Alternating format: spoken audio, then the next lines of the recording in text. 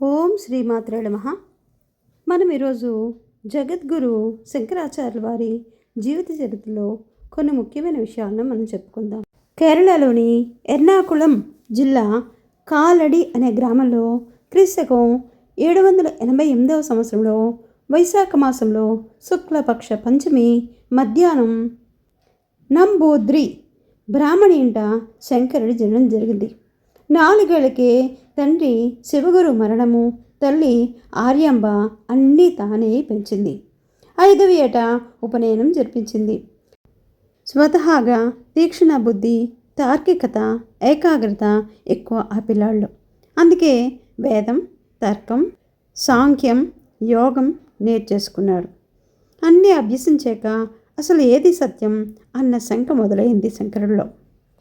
సన్యాసం తీసుకొని అసలైన జ్ఞానదీపాలని దేశమంతటా వెలిగించాలని ఉవ్వుళ్ళూరాడు. కానీ తల్లి ససేమిరా అంది. ఒకరోజు శంకరుడు పెరియార్ నదిలో స్నానం చేస్తుండగా అంతలో ఒక ముసలి అతడి కాలు పట్టుకుంది. బతికి పట్టకట్టడం కష్టమని తేలిపోయింది. ఇంతలో తల్లి పరుగున వచ్చింది.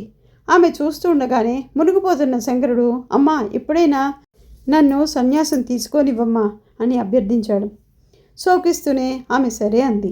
శంకరుల్లో పట్టరాని సంతోషము, ఆశయ సాధనకు ఇంకా అవరోధాలు లేవు. మొసలి తప్ప అంతే. ఒంట్లోని శక్తినంతా కూడా తీసుకుని పెనుగులాడాడు. ఆత్మలో నిద్రాణగా ఉన్న విశ్వాసాన్ని జాగృతం చేసి ఆ జలచరాన్ని ఒక్క తన్ను తన్నాడు. ఒడ్డున పడ్డాడు. వెనక్కి లాగే సంసార బలహీనతల్ని ఛేదించుకుంటూ తల్లిని బంధువులకు అప్పగించాడు. అవసాన దశలో ఆదుకుంటారని మాటిచ్చాడు. భారతదేశం పర్యటనకు బయలుదేరాడు. నేరుగా పయనమై నర్మదా తీరం చేరాడు శంకరుడు. అక్కడ గోవింద భగవత్పాదుడనే యోగికి శిష్యుడయ్యాడు. శంకరుడు సన్యాస దీక్ష సాధించి ఆయన దగ్గరే శాస్త్ర రహస్యాలు ఎన్నో తెలుసుకున్నాడు. అక్కడ శంకరుడిలో వేదాంత శక్తి ఉద్దీప్తమైంది. లక్ష్యం స్పష్టమైంది. అప్పుడే ఆపై కాశీ వెళ్ళి వేదాంత గ్రంథాలని ఉపాసన పెట్టాడు. దాంతో శంకరుడికి తత్వశాస్త్రం పరిపూర్ణమైంది. అయితే ఓ రోజు శంకరుడికి ఓ పంచముడు ఎదురయ్యాడు. తప్పుకోమన్నాడు శంకరుడు. ఎవరిని తొలగమంటున్నావు? నా శరీరానా, నా ఆత్మానా అని ప్రశ్నించాడు ఆ పంచముడు. శంకరుడు సిగ్గుపడ్డాడు. ఉపన్యాసాలకు మాత్రమే పరిమితమయ్యే సిద్ధాంతము వాసన లేని పువ్వుని తెలుసుకున్నాడు. ఆత్మతత్వపు ఏకతత్వాన్ని ప్రత్యక్షంగా అర్థం చేసుకున్నాడు. ఆ పంచముడికి నమస్కరించి మనీషా పంచక శ్లోకాల్ని ఆసువుగా చెప్పాడు. జ్ఞానానికి ఇప్పుడు అనుభవం తోడైంది.